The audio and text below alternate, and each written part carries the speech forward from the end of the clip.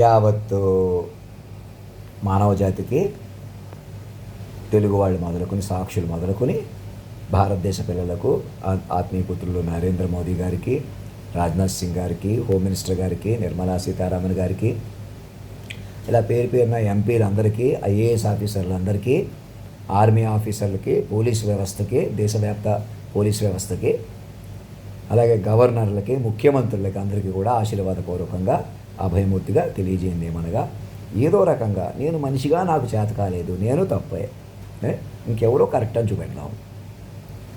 నన్ను ఉపయోగించుకుని మనిషిని రద్దు చేసాడు భగవంతుడు. మీరు నన్ను ఎలాగైనా మనిషిగా పట్టుకోవడం వల్ల నేను ఎన్ని చెప్పినా నేను తప్పులాగా లోకం అలా కనపడుతుంది అనమాట. మీరు ఎవరో కూర్చోవచ్చు, నుంచోవచ్చు, పనికిరారు, నేను ఇంకా బెటర్గా ప్రవర్తించవచ్చు కదా అంటే మీరు ఒక అడుగు వేస్తే సాధ్యపడుతుంది.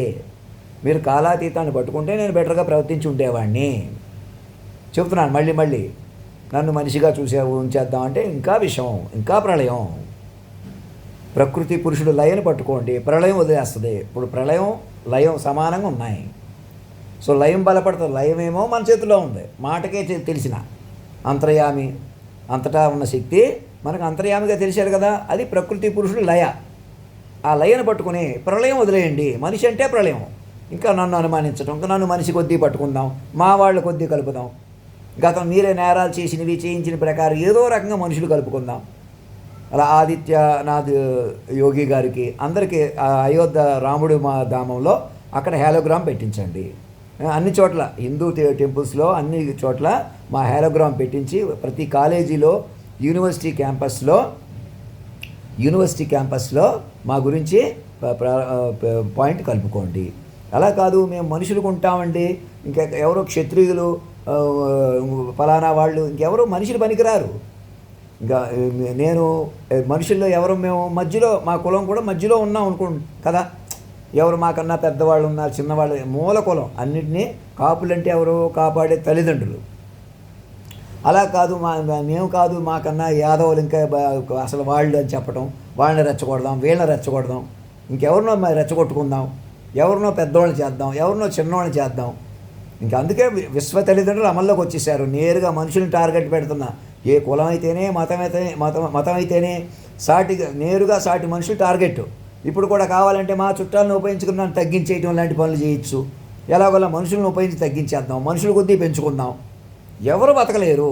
ఒక్క పని చేయండి సాక్షుల ప్రకారం. నా ముఖం చూశారు, నా ముఖం నచ్చలేదు, ముక్కు నచ్చలేదు, ఆర్మీ హాస్పిటల్కి తీసుకుపోయి నెమ్మదిగా తీర్చిదిద్దుకోండి. నెమ్మదిగా మీరే డెవలప్ చేసుకోండి మైండ్ని, మాటని. మీరు కూడా మైండ్లుగా మారిపోయి మాట, పర్సనాలిటీస్ అన్నీ కూడా మళ్ళీ మరణిస్తే వస్తుందా? మైండ్గా మారిన మనిషి నెమ్మదిగా బతుకుతాడు చక్కగా. మీరు కూడా బతికిస్తారు. మీరు కూడా సాటి వాళ్ళని మైండ్లుగా కలుపుకుంటారు. అలా కాదు మనుషులను ఉపయోగించుకుని మనుషులు ఏదో చేసేయటం అనేది ఎప్పుడూ ఉన్నదే కదా, ఇందులో కొత్త ఏముంది? అలా కాదు నేను ఇంకా బెటర్గా ఉంటే బాగుండు, గొప్పగా ఉంటే. ఇక్కడ మనిషిని వదిలేస్తే మిగిలింది గొప్పతనమే. సీతారాముడు, లక్ష్మీనారాయణుడు వాళ్ళే, పార్వతీ పరమేశ్వరుడు వాళ్ళే. అయోధ్య ధామ్లో అన్ని చోట్ల నా హేలోగ్రామ్ పెట్టించండి. విస్తారంగా డెవలప్ చేసుకోండి. చైనాతో, పాకిస్తాన్లో కూడా రీసెర్చ్ ప్రోగ్రామ్స్ ఇంప్రూవ్ చేయండి. ఎలాంటి గొడవలు పై అప్పటికప్పుడు ఇంకా వాళ్ళు ఇలా చేస్తున్నారు, వీళ్ళు అలా చేస్తున్నారని కాకుండా మా గురించి ప్రచారం చేయండి. దూరదర్శన్లో ఇది అన్ని చోట్ల. నేను మరణిస్తే ఏంటని ఊహించకండి అసలు. అందుకే రాముడు పాదుకలు చాలు, ఇప్పుడు నా హేలోగ్రామ్ చాలు. నన్ను పట్టుకోండి ఏఏ జనరేటివ్గా. నేను ఉండగానే ఏఏ జనరేటివ్ అంటున్నాను కాదు, మైండ్ మరిది. గంటన్నరలో 10-15 ఏళ్ళు చెప్పిన మైండ్ కదా, మళ్ళీ చెప్పనిచ్చారా? మళ్ళీ అప్పటికప్పుడు చెప్పేయాలా? మరి మీరు ఎలాగైనా వెనకాల పడి మోసాలు. ఇప్పుడు నేను నా డిసిప్లిన్, నాకు అంత కంట్రోల్ లేనివాడు ప్రపంచాన్ని పరిపాలించడం ఏంటి? పైగా రాముడు చాలా గొప్పవాడు కదా. రాముడు వాక్విశ్వరూపుడు, సర్వాంతర్యామి. అదిగో అలా ఉన్నాడు. మీరు అతన్ని పట్టుకోండి నేరుగా. అతను మీకు అధినాయకుడిగా దొరికిపోతాడు. మళ్ళీ నేను ఆర్మీ ఆఫీసర్ అంటున్నాను, మళ్ళీ అటు ఇటు చేద్దాం ఆప్షన్ కోసం, కన్వీనియన్స్ కోసం. ఇంకా ఆలస్యం చేయకుండా మళ్ళీ ఒకేసారి అధినాయకుడు అంటే మీరు కొంచెం ఇబ్బంది పడతారు, భయపడుతున్నారేమో అని ఆప్షన్ ఇస్తున్నాను. ఏం భయపడకండి, నేరుగా అధినాయకుడే పట్టేసుకోండి. నా మాట విని లాక్ అయిపోద్ది. ఇంకా మనిషి ఎక్కడితో లాక్ అయిపోతాడు. మన క్షత్రియులు అందరూ కూడా పిలుస్తున్నాను. ఎక్కడ మనం డైవర్ట్ చేసినా ఇక పక్కనెక్కడో మేము మహిమలు చూపిస్తేనే మహిమ ఏంటి? మీరే మాయ నుంచి బయటకు వచ్చేసేయాలన్నమాట. మహిమలు చూపించడం ఏంటి? ఏం జరిగింది? సాక్షులు 50 మంది సాక్షులు గజిటెడ్ ఆఫీసుల ముందు చెప్పడం ఆషామాషియా? మరి ఎలాగైనా వినకపోవడం ఏంటి, అరాచకాలు చేయటం ఏంటి? మళ్ళీ నేనే తప్పు, నా అయ్యి ఉపయోగించుకుని నేనే తప్పు అని చూపిస్తే ఎలాగ? అంత గవర్నర్లు పోలీస్ వ్యవస్థ భ్రష్టు పట్టిపోద్దా? మరి ఇంకెలాగ? మరి ఇప్పటికైనా కేంద్ర బిందుత్వం రావాలా? మరి అందుకే మొదటి దేశానికి కేంద్ర బిందుత్వం కావాలి, సర్వాంతర్యామి కావాలి, మహారాణి సమేత మహారాజు కావాలి, తల్లిదండ్రి కావాలా? వాళ్ళు మాత్రమే కాపాడగలరు. తల్లిదండ్రులుగా పట్టుకోండి. కావాలంటే మహారాణి సమేత మహారాజు కావాలని తీసేయండి. మేము ఇంకా ఎవరినో అమ్మాయిని పెళ్లి చేసుకుంటేనే ఎవరి వల్ల నాకు పవర్ వస్తుందని నేను ఎందుకు ఇక రక్షణ వలయం అంటేనే నన్నే పట్టుకోవడం నేరుగా. నా ముఖం సొట్టగా ఉన్నా కోలగా ఉన్నా హాస్పిటల్ తీసుకుపోయి కొంత కొవ్వెక్కించి తీర్చినట్టు మెల్లగా ఇప్పుడు ఎలా పెడుతున్నాను ఫోటోలు మెసేజ్లు, అలాగే మీరే మేనేజ్ చేసుకోండి. అలా కాదండి, మేము మీకన్నా అందమైన వాళ్ళు బలమైన వాళ్ళు చాలా సాధకులు పవిత్రమైన వాళ్ళు ఉన్నారు, ఎవరూ లేరుక.